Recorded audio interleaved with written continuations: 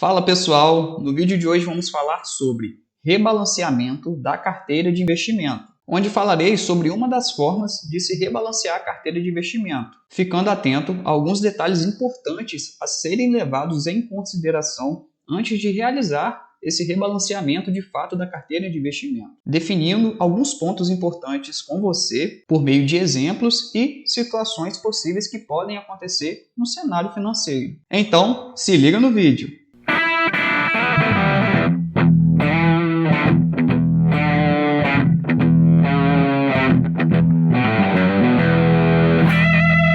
Desde já peço que você se inscreva no canal, ative o sininho para receber a notificação assim que sair um vídeo novo aqui no canal e deixe o seu like no final para eu saber se esse vídeo foi relevante para você, se agregou de alguma forma, para assim também estar fortalecendo o canal, fazendo com que esse vídeo seja entregue para cada vez mais pessoas. Bom, vamos começar definindo o que é carteira de investimentos. Para os que não sabem, que é o conjunto de aplicações do investidor, que é você, que é o meio qual você organiza os ativos que você escolheu para fazer o seu dinheiro render, seja ativos de renda fixa ou seja ativos de renda variável, onde você também poderá ouvir essa definição de carteira de investimentos como portfólio de investimentos. E o equilíbrio da sua carteira de investimentos está atrelado ao quanto você decidiu, o quanto você definiu estar exposto em cada tipo de ativo que compõe a sua carteira de investimento, fazendo os ajustes necessários ao longo do tempo, de acordo com aquilo que você decidiu inicialmente a estar exposto com esses ativos. Pois, a depender da composição da sua carteira de investimento, os ativos que você tem na sua carteira de investimentos tendem a se desequilibrar ao longo do tempo, seja com a valorização de alguns investimentos, ou seja também com a desvalorização de outros investimentos.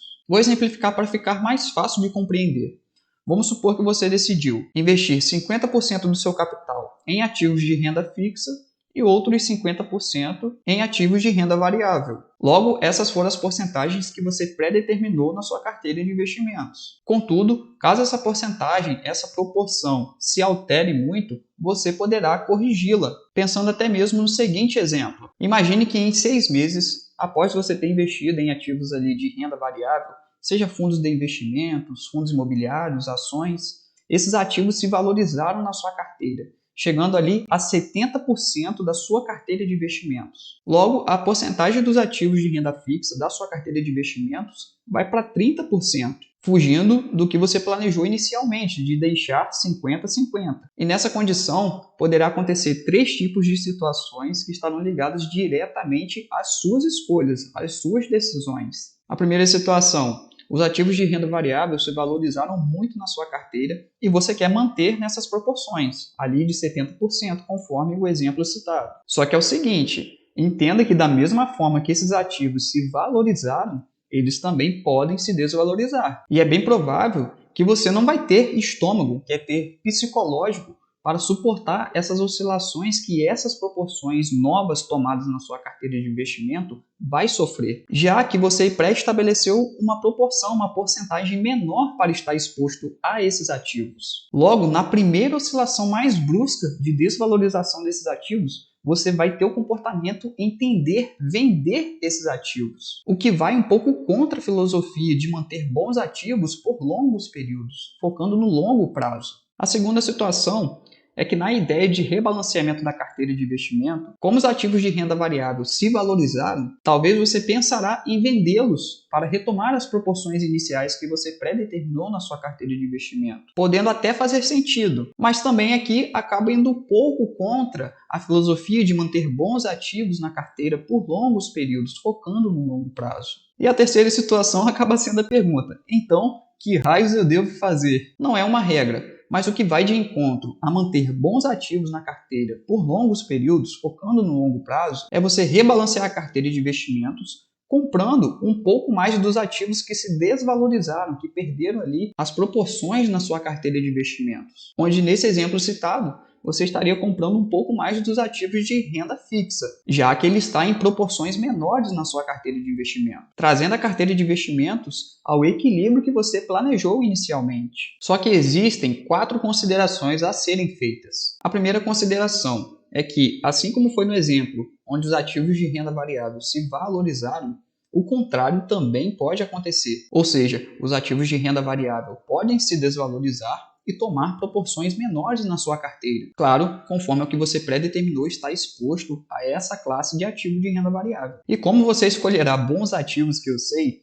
entenda que essas oscilações são normais e momentâneas no mercado financeiro. Logo, se utilize desse momento para comprar mais desses ativos, para reequilibrar a sua carteira. Pois se você comprou os ativos com bons fundamentos, eles tenderão a se valorizarem no longo prazo, superando essas oscilações momentâneas de curtos períodos. A segunda consideração é que entenda que ao investir em ativos de renda variável, as oscilações desses tipos de ativos no mercado financeiro são constantes. É uma característica natural desses tipos de ativos. Logo, você vai ter que aprender a se acostumar com isso. Então, ao definir a porcentagem dos ativos na sua carteira de investimentos, entenda que dificilmente essa porcentagem vai ficar intacta. Então, não faça movimentos precipitados em qualquer tipo de oscilação pequena que acontecer na sua carteira. A terceira consideração, ainda sobre renda variável, entenda que você também pode utilizar-se desse mesmo mecanismo de rebalanceamento para rebalancear os próprios ativos ali de renda variável. Por exemplo,